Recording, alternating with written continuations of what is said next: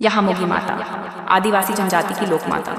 बहुत समय पहले की बात है। सतपुड़ा की हरी भरी वादियों में एक दाबमंडल नाम का आदिवासी राज्य फैला हुआ था। इस राज्य में नाहल, वसावा, मावची जैसी अनेक जनजातियां रहती थीं। राज्य को कई भागों में बांटा गया था, जिन्हें पाटी कहा जाता था। पश्चिम की आंबुड़ा पाटी में एक पराक्रमी राजा था, ताराहामल। उसकी रानी उमरावाणु और उनका पुत्र राजा पांठा न केवल साहसी थे, बल्कि प्रजावत्सल भी। इसी दाबमंडल की मावचार पाटी में एक धनी किसान की 7 बेटियां थीं। उनमें चौथे नंबर की बेटी थी यहामोगी। वह बहुत सुंदर थी, इतनी कि उसकी बड़ी बहनों के विवाह रुक गए थे। यही कारण था कि उसकी बहनें उससे नाराज रहती, ताने मारती। एक दिन तानों से आहत होकर यहामोगी चुपचाप घर छोड़कर जंगल की ओर निकल गई। उसी समय राज्य में 12 वर्षों का भीषण अकाल पड़ा था। न बारिश थी, न अन्न। लोग जंगलों से कंदमूल खाकर जिंदा रहने की कोशिश करते थे।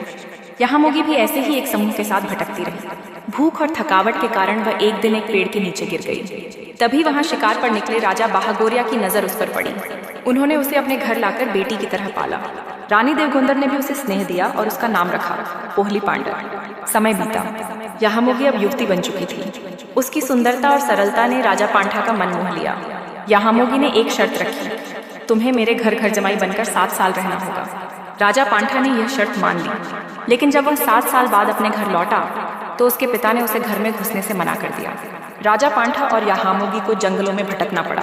बाद में उन्होंने एक जगह बसकर एक छोटा सा गांव बसाया, जिसका नाम पड़ा देवमोगरा। लेकिन यहामोगी का जीवन अभी भी आसान नहीं था। राजा पांठा की अन्य रानियां भी वहां आ गईं और कलह का माहौल बन गया। यहामोगी ने खुद के लिए एक अलग कुटिया बनवाई और वहीं एकाकी जीवन बिताने लगी। फिर आया सबसे कठिन समय। दाबमंडल पूरी तरह भूख से कराह रहा था। यहामोगी ने साहस दिखाया और गुजरीमास राज्य जाकर अनाज, बैल और गायों की मदद लेकर दाब के लोगों तक पहुंची। इस कार्य से लोगों ने उन्हें देवी का रूप मान लिया और उन्हें कहा जाने लगा यहामोगी माता। यहामोगी के देहांत के बाद राजा पांठा और उसके मित्र विना ठाकुर ने उसकी एक स्वर्ण मूर्ति बनवाकर एक छोटी कुटिया में स्थापित की। लेकिन जब राज्य पर आक्रमण हुआ तो मूर्ति को जमीन में छिपा दिया गया। वर्षों बाद सागबारा राज्य के वसावा वंशज चंपाजी को वह मूर्ति जंगल में मिली। उन्होंने वहां मंदिर बनवाया और महाशिवरात्रि पर पूजा का आयोजन शुरू किया, जो आज भी हर साल होता है। यह केवल एक महिला की कहानी नहीं है, यह सेवा, त्याग, नारी शक्ति और आदिवासी संस्कृति की जीवंत गाथा है। आज भी हजारों लोग देवमोगरा में माता के दर्शन के लिए पहुंचते हैं। यहामोगी माता की जय।